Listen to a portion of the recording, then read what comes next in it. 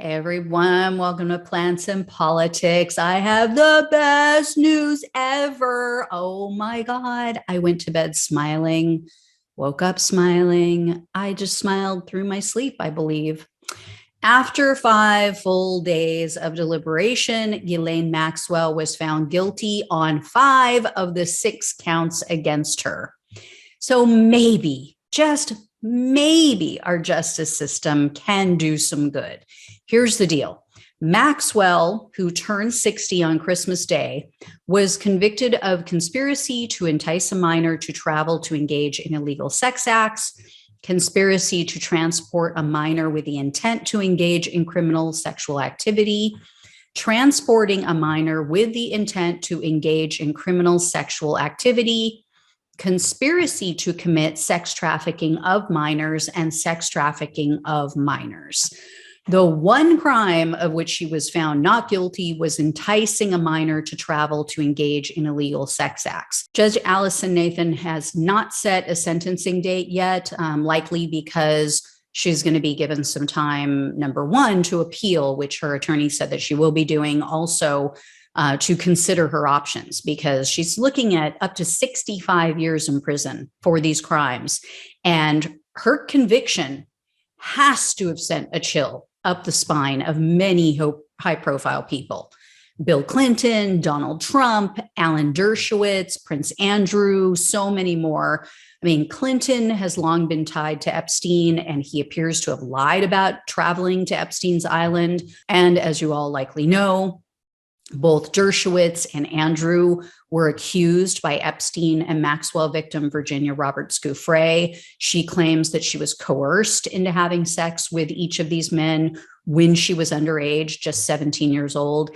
And Donald Trump, as I've mentioned many times, was accused in a legal filing of beating and raping a 13-year-old child at Epstein's New York mansion.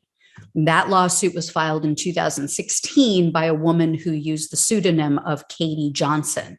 So this verdict has monumental consequences, potentially has far-reaching consequences for many people. So the question is, or one of them is, will the spoiled princess flip on these men? You know, is she going to try to save her own sorry ass? And remember, her friend and Epstein's friend, Jean-Luc Brunel, is also in jail right now. He's awaiting his own trial for rape and trafficking of minors. So is she going to give up the goods on him to try to get a reduced sentence? I mean, you know, Maxwell's conviction could also play a role in Prince Andrew's upcoming trial involving Giuffre and her allegations against him. Could Maxwell be compelled to testify against him? Would she do it willingly for a get out of jail free card? I mean, we also have the midterm elections coming up. We have to consider that in less than a year. If Maxwell gave up some information about Trump, would that potentially impact Trump-aligned lawmakers who are running for re-election? I mean, the MAGA crowd is so anti-Epstein and you know, into the QAnon thing and against child sex trafficking, as everyone should be.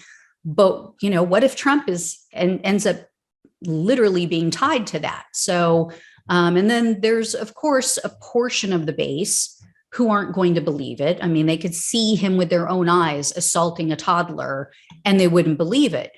But there are still enough, believe it or not, rational, good people in the Republican Party, as well as logical independents. And so it could become toxic to continue to kneel at the Trump altar for some of these people. So all of this, you know, could shake everything up. This could shake up the norms that we've seen with midterm elections going back decades. You know, and the other question I have is, how is the royal family going to spin this? How are they going to reason this away? I mean, Maxwell has now been found guilty of trafficking young girls. The most vocal, well-known girl of that group, now a woman, is Prince Andrew's accuser.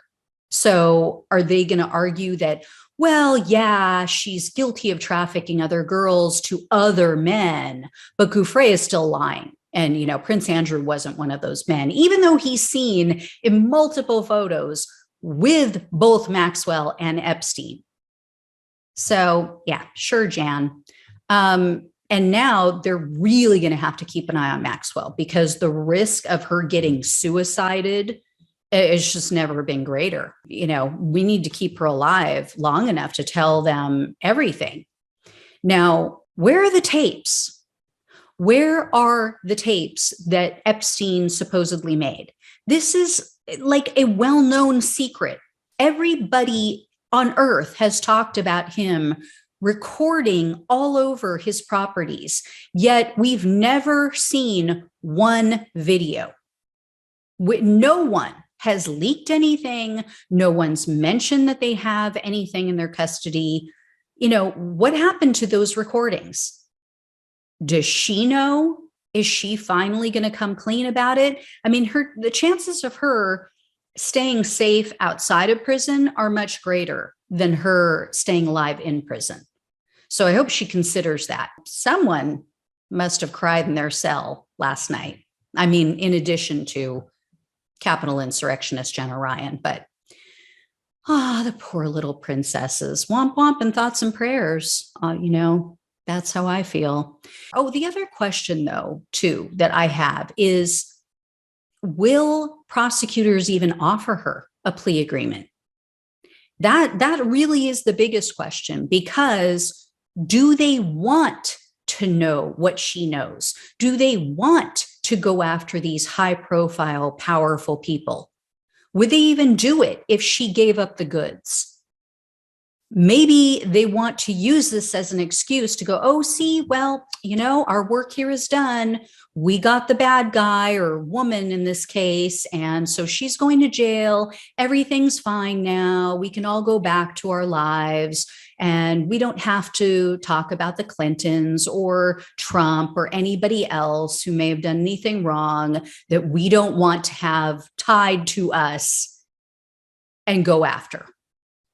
So do they have the ovaries to do it, is the question.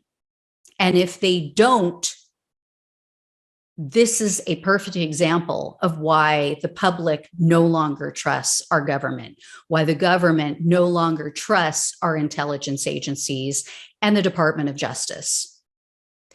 If they do this, they could take back all of their credibility. If they pursue cases against the men who took part in this, and let's be clear, men don't just have sex with one underage child and then, oh, that was it. I tried it. It's done. No, if that is your proclivity, if that is what you have inside of you and what you're driven to do, you're doing it with more than one child. That's why pedophiles have sometimes dozens, if not hundreds, of victims before they're caught. So these men are a danger. As long as they are still on this earth, breathing air, they are a danger to underage children. They need to be taken off the street. So I'm telling the people in the FBI, the people at the DOJ, everybody in government, all of these lawmakers who may have sway and can talk to them about what needs to be done and what they should and shouldn't do, what they can and can't do. If you want to get control of the narrative, if you want, I'm appealing to their greed right now. If you want people to trust you when you tell them to go get a vaccine, if you want your power back, if you want your credibility back, you need to go after these sick fucks. And it doesn't matter who they are, doesn't matter what their last name is, it doesn't matter what level of power they hold. They need to be taken down and taken off the streets. And I don't care how old they are, doesn't matter. Do it. Do it, and you will win people over. People will trust you again. So anyway, guys, that is my hope. My hope is that she will herself be greedy and be selfish, as she has been throughout her entire 60 years on this planet, and that she will work with prosecutors so that she can be set free, if, not immediately, but with a shorter sentence than 65 years, maybe have some time out of the big house and of freedom. And yeah, that they will actually do what's right in this instance. So I will absolutely keep an eye on all of this. I will let you guys know when I hear more. Thank you so much for watching and listening. Take care. I'll talk with you soon.